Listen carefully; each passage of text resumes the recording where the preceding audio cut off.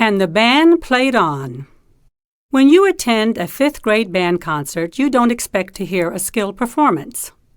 Beginning instrumentalists generally shriek and squawk like blue jays. However, Dale Penley, Jefferson Middle School band director from Oak Ridge, Tennessee, is an experienced director who knows how to get the best sound from his students. He uses innovative ideas to motivate them to practice, such as scheduling an annual parent band concert. By teaching parents to play their instrument, student skills are reinforced, and parent skills, or the lack of them, are exposed for the entire world to hear. Because Tylen's mother had no time to practice with him for the concert, he begged me to participate instead. "Please, Grandma."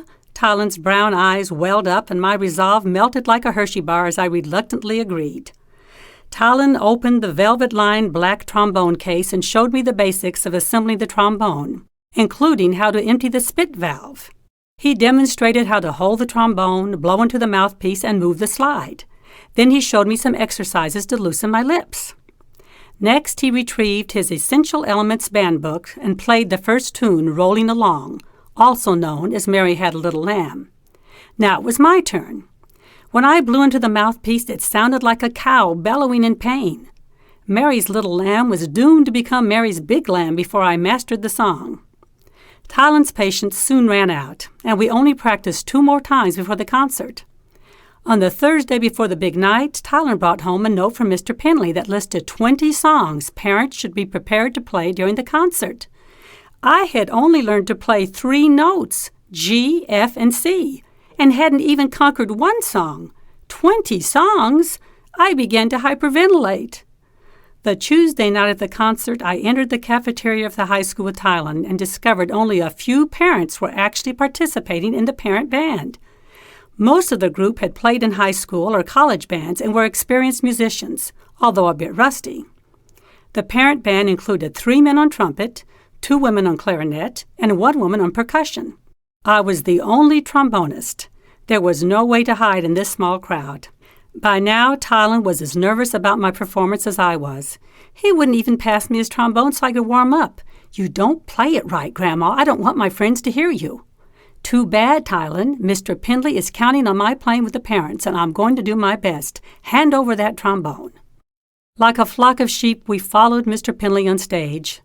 The parent band sat down on metal chairs in a semicircle in the front row with the student performers behind us. Several hundred spectators stared back at us from the auditorium. "Please, God, let everyone drown me out," I prayed. Mr. Penley waited as we placed the band books on our music stands. Then he announced the song and page number, raised his baton, and we were off. I stayed off the whole time, like a racehorse that never left the gate.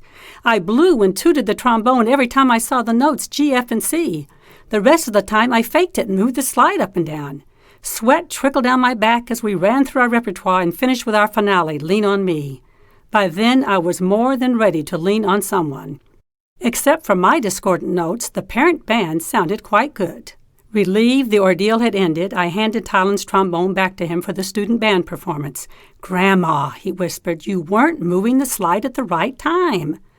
I patted him on the shoulder, knowing my performance had been a disappointment. As I walked to my seat, several people complimented me on my playing, and one even invited me to play in a brass quintet.